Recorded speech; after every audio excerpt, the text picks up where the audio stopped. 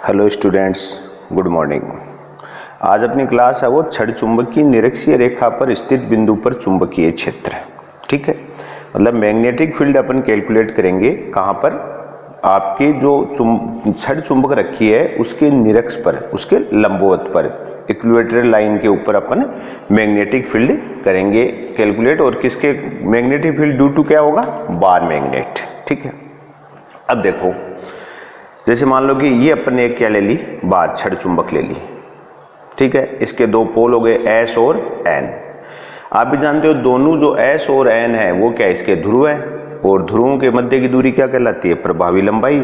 तो टोटल लंबाई तो क्या हो गई एल, इसका मध्य बिंदु अपन ने ओ ले लिया। तो मध्य बिंदु से ध्रुवों किसी भी, चाहे एस तक की ले लो चाहिए एन तक की ले लो, क्या हो जाएगी L/2 और L/2। मध्य बिंदु से लंबवत एक्स है जो, जिसको अपन निरक्ष बोल सकते हैं, उसमें अपने मध्य बिंदु से स्मॉल आर दूरी पर बिंदु P ले लिया। स्मॉल आर दूरी पर बिंदु क्या ले लिया, यहाँ पर कोई P बिंदु लिया है। ठीक है, अब देखो P बिंदु ले लिया अपन ने। अब देखो बिंदु P पर अपने को क्या करना है, चुंबकीय क्षेत्र ज्ञात करना। तो ये आपको पता है कि चुंबकीय क्षेत्र क्या होता है, एक सदिश राशि। जो भी भौतिक राशियां सदिश हैं उनका अगर अपने को परिणामी मान ज्ञात करना हो तो पहले उस बिंदु पर उनकी दिशा ज्ञात की जाती है। अब देखो चुंबकीय क्षेत्र की दिशा क्या होती है, बाहर N से S की ओर। तो N से तो बाहर की ओर, तो देखो बिंदु P पर N के कारण जो चुंबकीय क्षेत्र अपन ने क्या मान लिया B1, वो देखो क्या आएगा से, बाहर की साइड में आएगा से।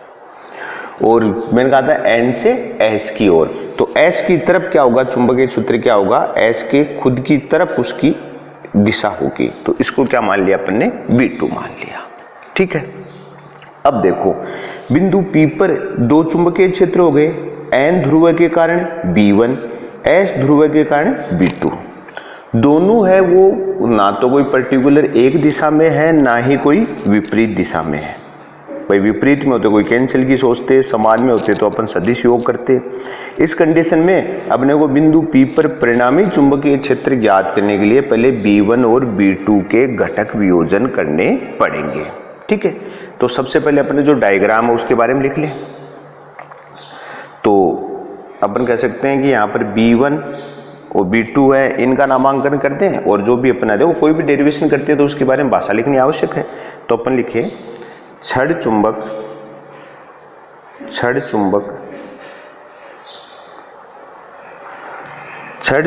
के कारण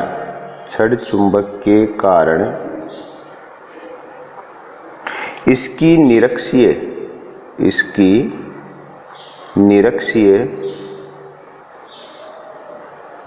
समझ गए, लंबवत अक्ष, निरक्षीय रेखा पर चुंबक के केंद्र से, रेखा पर चुंबक के केंद्र से, केंद्र किसको माना है, O को, चुंबक के केंद्र से स्मॉल आर दूरी, केंद्र से स्मॉल आर दूरी पर स्थित बिंदु P पर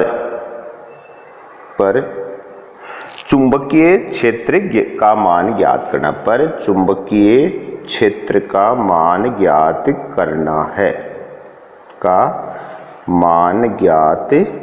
है, ठीक है, ये अपना उद्देश्य हो गया। भाई अपन डेरिवेशन में करने वाले क्या है, तो हमने कहा भाई कोई छड़ चुंबक है, उसकी निरक्षीय रेखा पर इसके केंद्र से स्मॉल आर दूरी पर कोई बिंदु P स्थित है, जहां पर अपने को क्या करना है, चुंबकीय क्षेत्र ज्ञात करना है।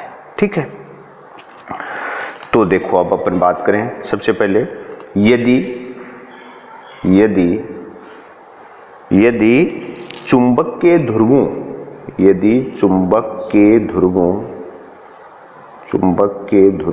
ध्रुव दो है N और S, ध्रुवों की ध्रुव प्रबलता, डेफिनेशन ध्यान होनी चाहिए। ध्रुव प्रबलता की अपन पहले डिस्कस कर चुके हैं। ध्रुव प्रबलता स्मॉल m है तो उत्तरी ध्रुव के कारण है तो उत्तरी ध्रुव के कारण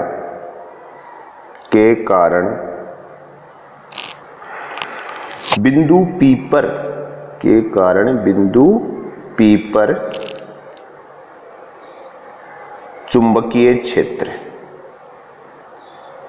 बिंदु P के कारण अपने क्या माना है B1, तो अपन कह सकते हैं B1 is equal to mu naught upon 4 pi m upon n p square, n से p की डिस्टेंस ले ली और दिशा क्या हो जाएगी NP दिशा में। भाई डायरेक्शन अपन निकाल चुके हैं ना, पहले मैंने आपको कुछ कहा, देखो डायरेक्शन इसके कारण B1 के डायरेक्शन ये तो आई है, तो ये डायरेक्शन क्या होगी N से P की ओर, डिस्टेंस क्या होगी NP स्क्वायर। ठीक है, अब आप चाहो तो NP की वैल्यू अपन ज्ञात कर सकते हैं। तो देखो ये त्रिभुज बन गया तो ये R हो गया, ये L/2 हो गया, तो क्या हो जाएगा R स्क्वायर प्लस L/2 का होल स्क्वायर का अंडर रूट, ये हो जाएगी आपकी ये दिशा। तो अपन कह सकते हैं NP square is equal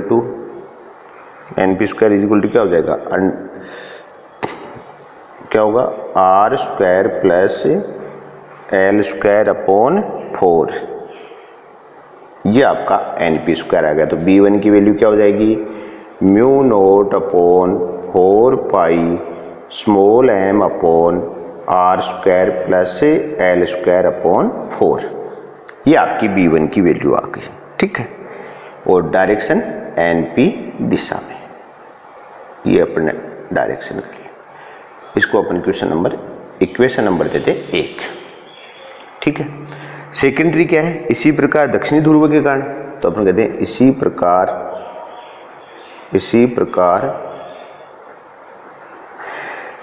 Dhruv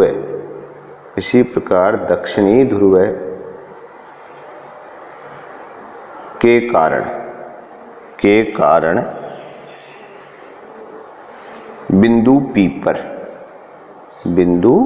P पर चुंबकीय क्षेत्र। ठीक है, चुंबकीय क्षेत्र ज्ञात करेंगे तो उसको अपन ने क्या माना है B2, तो B2 इज इक्वल टू अपन कह देंगे म्यू नोट अपॉन 4 पाई और स्मॉल m अपॉन SP का स्क्वायर। SP क्यों कहा, क्योंकि देखो यहाँ से यहाँ तक डिस्टेंस अपन क्या मानेंगे SP मानेंगे, तो SP का स्क्वायर आप भी जानते हो SP स्क्वायर और NP स्क्वायर वैल्यू तो सेम ही होगी। ठीक है ना, तो B2 बराबर ये आ गया SP स्क्वायर, ये इसको आगे अपन और सोल्व करें तो अपन कह सकते हैं is equal to mu naught upon 4 pi m upon SP की वैल्यू सेम आएगी, तो आ गया R square plus L square upon 4, R square plus N square upon L square upon 4। ठीक है, तो B2 की रिजल्टेंट वैल्यू क्या आ गई, अगर डायरेक्शन के साथ बात करें तो mu naught upon 4 pi m upon R square plus L square upon 4, और डायरेक्शन कौन सी होगी, ये तो S की साइड में होगी, तो इस कारण इसकी डायरेक्शन क्या लिखेंगे PS दिशा में, S की तरफ है ये। ठीक है, इसको अपने इक्वेशन नंबर 2 दे दिया। देखो डायरेक्शन तो इसकी खुद की तरफ ही है भाई, P से S की साइड में दिखाइए ना, तो PS डायरेक्शन में आ जाएगी। ठीक है, अब देखो दोनों ध्रुवों के कारण जो चुंबकीय क्षेत्र मान आया, देखो इक्वेशन फर्स्ट और इक्वेशन सेकंड को अगर आप ध्यान से देखें तो मान में तो दोनों बराबर है। ठीक है, दिशा अलग अलग है कि एक की PS दिशा है, एक की क्या है NP दिशा है, तो अपन कह सकते हैं कि दोनों ध्रुवों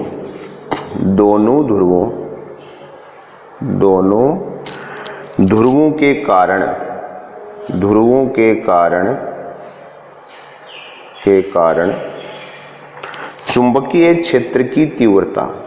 चुंबकीय क्षेत्र की तीव्रता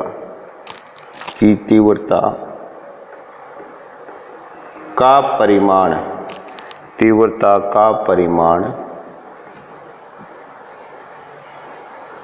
समान है परंतु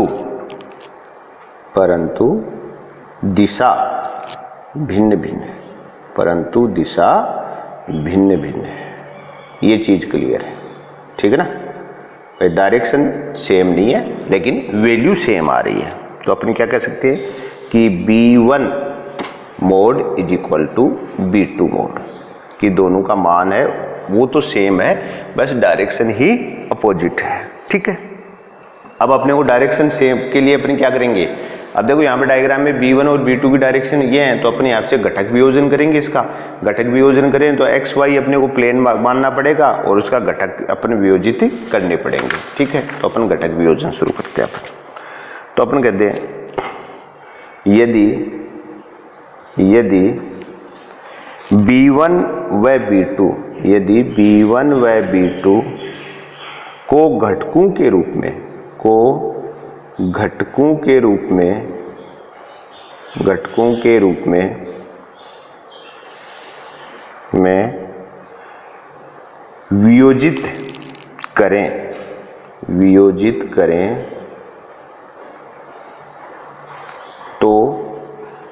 वियोजित करें तो x के समांतर घटक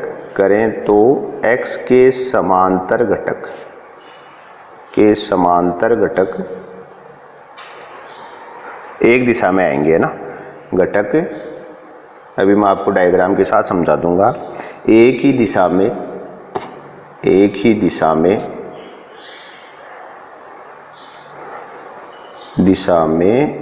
होने के कारण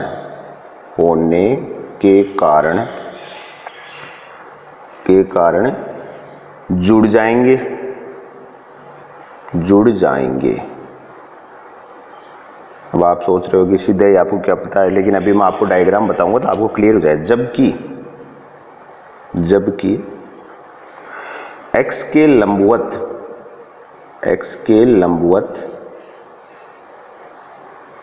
घटक विपरीत दिशाओं में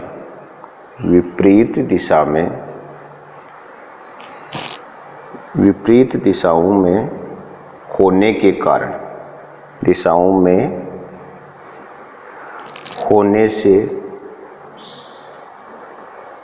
परस्पर निरस्त हो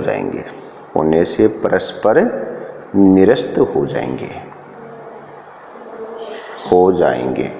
अब अपने इस चीज को क्लियर करेंगे, रियल में ऐसा हो रहा है क्या। देखो, जो अपने शुरुआत वाला जो डायग्राम बनाया था ना, उसी को अपन देखो यहाँ से घटक वियोजन करते हैं। ये लो देखो, सबसे पहले अपन यहाँ पर एक एक्स वाई प्लेन मान लिया। ऐसे आप देखते जाएं,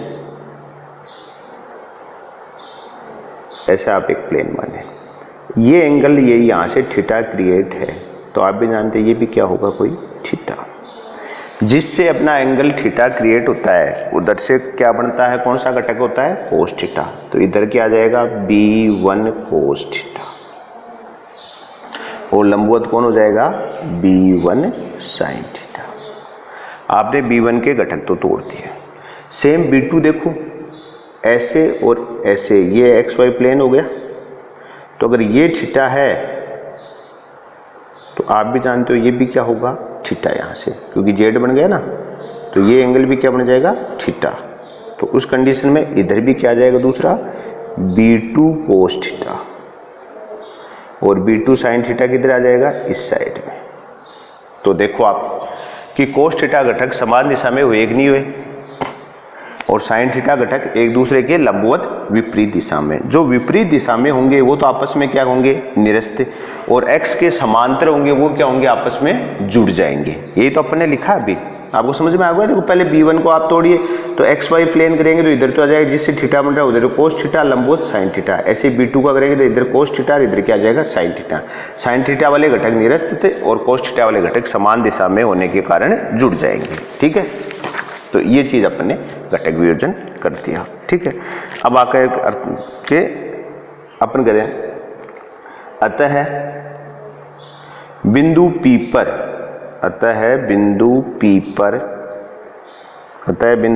पर चुंबकीय चुंबकीय क्षेत्र x के समांतर दिशा में होगा, x के समांतर दिशा में होगा। ठीक है भाई, आपने देख लिया कि वो तो लंबवत वाले तो कैंसिल हो रहे हैं, दिशा में होगा। अगर अपन इसको करें तो रिजल्टेंट अपन क्या कह सकते हैं कि B बराबर क्या हो जाएगा, B1 cos theta plus B2 cos theta. Sine वाले घटक तो कैंसिल, ठीक है। दिशा क्या है, PX दिशा, मतलब XX डायरेक्शन में हो रहे हैं दिशा में, कंप्लीट। तो अब देखो PX दिशा में ये अपने इसको मान लिया, क्योंकि देखो इधर इसको आप X मान सकते हो, ये देखो इधर आप क्या मान लो, ये डायरेक्शन इसकी क्या मान लिया आपने, कोई X, तो ये तो PX दिशा में दोनों साइड के ये घटक हो गए, ठीक है। अब B1 कोस थीटा और B2, अब आपको पता है B1 और B2 की तो वैल्यू सेम है, तो इसको डायरेक्टली यूं लिख दें, बराबर 2B1 कोस थीटा या is equal to 2B2 cos theta. B1 और B2 तो अपन समान सिद्ध कर चुके, ठीक है। तो ये आ गया B बराबर आपके, अब अपन डायग्राम से लें, चित्र से कोस थीटा कैलकुलेट करें, तो cos theta is equal to क्या होता है, आधार बटा कर्ण। तो आधार तो कौन है आपकी L/2 और कर्ण आपने ज्ञात किया ही है R² प्लस L² अपॉन 4 का अंडर रूट की घात 1/2, ठीक है। ये देख लो आपको भाई, ये आपके सामने डायग्राम है, ट्रायंगल है ये रहा, ये ट्रायंगल लें आप, इसमें थीटा ज्ञात करेंगे तो क्या आएगा, आधार बटा कर्ण। तो आधार तो कौन ले रखा आपने L/2 और कर्ण क्या होगा, आधार स्क्वायर प्लस लंब स्क्वायर, तो L/2 का होल स्क्वायर प्लस R² का अंडर रूट, तो L²/4 प्लस R² का अंडर रूट। तो अपने कोस थीटा की वैल्यू कैलकुलेट कर ली, ठीक है। अब अपन इसको पुट कर दे, तो पुट करें अपन, तो अपन कहेंगे कि अतः B बराबर क्या होगा, 2 इंटू B1 या B2 की वैल्यू क्या थी, μ0 अपॉन 4 पाई, और क्या था M/L² अपॉन 4 प्लस R²। ये अपने B1 या B2 की वैल्यू थी, पहले कैलकुलेट कर चुके, इंटू कोस थीटा है, तो कोस थीटा की वैल्यू अपन कैलकुलेट यहाँ करते हैं, L/2 upon R² plus L²/4 की होल घात 1/2 अंडर रूट। आप इसको सोल्व कर लीजिए, सोल्व करेंगे तो देखो B इज इक्वल टू क्या होगा, अगर आप सोल्व करेंगे तो μ0 अपॉन 4 पाई अपनी जगह आ गया, μ0 अपॉन 4 पाई। अब यहाँ पर ऊपर क्या होगा, M इंटू L, देखो ये 2 से 2 तो क्या हो जाएंगे कैंसिल, ये होगा M इंटू L, तो अपन यहाँ पर कर देंगे M इंटू L अपॉन, और नीचे क्या बच जाएगी, 1 हाफ क्या होगी 3/2, तो अपन कह देंगे कि R² प्लस L² अपॉन 4 की होल पावर 3/2, ठीक है। सेम वही चीज कि small m into L is equal to क्या हो जाता है, कैपिटल M, इसको क्या बोलते हैं अपन, द्विध्रुव आघूर्ण। तो m इंटू एल को कैपिटल M लिखते हैं, तो B इज इक्वल टू क्या हो गया, देखो μ0 upon 4 pi capital M upon R² plus L² upon 4 की होल पावर 3/2, ठीक है, 3/2 हो गया। अब अपन क्या करेंगे, यदि L लेस देन R कि हमारी जो प्रभावी लंबाई है वो क्या है कि मध्य बिंदु से दूरी है उससे बहुत ही छोटी है